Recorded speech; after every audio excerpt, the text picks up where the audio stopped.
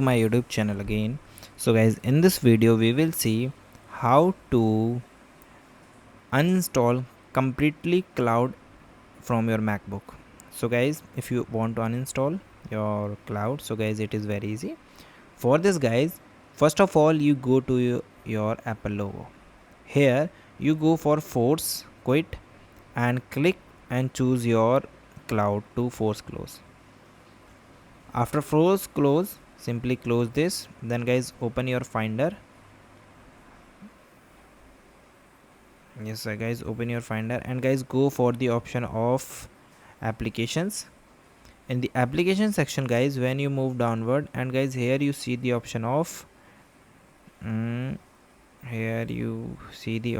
Cloud. In the application you find your application Cloud. Okay, now you right click on it, then go for show package content. After that you need to delete first these, move to win.